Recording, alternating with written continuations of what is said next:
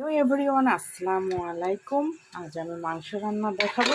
গরুর মাংস আমার খুব ফেভারিট। দেখো, আজকে আমি আমার পাতিলটা চেঞ্জ করেছি। সুন্দর একটা পাতিল নিয়েছি, কারণ আমার আগের এই যে পাতিলটা আছে যেটাতে আমি রান্না দেখাই, দেখো সেটাতে বালু। এটাতে আমি কেক তৈরি করেছিলাম। এই পুরাতন কড়াইটাতে রান্না ভালো হয়, কিন্তু এটা এমনি শো পাতিল, এটার রান্নার স্বাদ হয় না, তেমন একটা ভালো লাগে না। আমার মনে হয় পুরাতন কড়াইটাতে আমি খড়ির চুলায় রান্না করব। আমার মা যেভাবে করতো, আমরা চুলার পাড়ে বসে থাকতাম। এই দেখো মশলা, এখানে বিশেষ মশলা আছে। এই দেখো গুঁড়া মশলা, যেটা এটা হচ্ছে জিরা। ও না, বলবো না, এটা আমার সিক্রেট মশলা।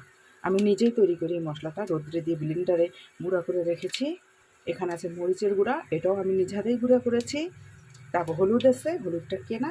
আর এখানে আছে পিঙ্ক সল্ট, আর দিয়ে দিচ্ছি।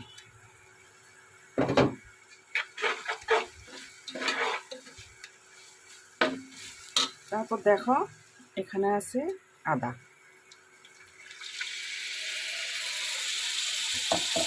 আদাটা কত সুন্দর ব্লেন্ড হয়ে গেছে, একেবারে খুব সুন্দর।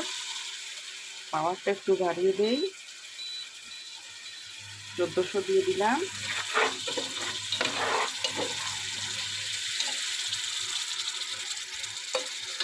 আমার মা খড়ির চুলায় রান্না করতো। শীতের দিন আমরা বসে থাকতাম বাটি নিয়ে, মার কখন মাংস রান্না হবে, মা আমাদেরকে টেস্ট করতে দিবে, যে খেয়ে দেখো তো সিদ্ধ হয়েছে কি না। সেই ফিলিংসগুলো অসাধারণ ছিল। আমারও এখনও মনে হয় যে আমার চুলার পাড় থাকবে, আমার বর বসে থাকবে, বাচ্চা বসে থাকবে, ক্ষুধার্ত অবস্থায় থাকবে, আমি রান্না করব চুলার পাড়ে। শীতের দিনে আমার বর আগুন পোহাবে, আর তীব্র ক্ষুধা নিয়ে তাকিয়ে থাকবে আমার দিকে, যে আমি কখন বেঁধে বেঁধে তাকে দিব। হ্যাঁ, আমরা চুলার পাড়ে বসেই খাবো সবাই মিলে। খড়ির চুলা রান্না অসাধারণ অনুভূতি। এই দেখো, এখন ঘরের মধ্যে রান্না করতে চিপার মধ্যে, খড়ির কোনো আগুন নাই, এই একটা ইন্ডাকশন চুলা, দেখো কোনো ফিলিংস নাই। তারপরে পাতিলটা দেখো, একটা কেমন আধুনিক পাতিল। পুরাতন একটা কড়াই থাকবে, তখন ফিলিংস আসবে না যে আমার মা রান্না করতো। আমার বরের ফিলিংস আসবে যে আমার মা আমাকে এইভাবে রেঁধে খাওয়াতো চুলার পাড়ে।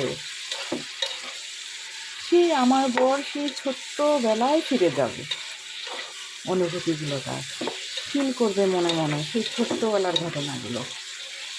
কতই না ভালো হতো। খুব সুন্দর হয়েছে না কথাগুলো আমার? Thank you. আল্লাহ হাফেজ।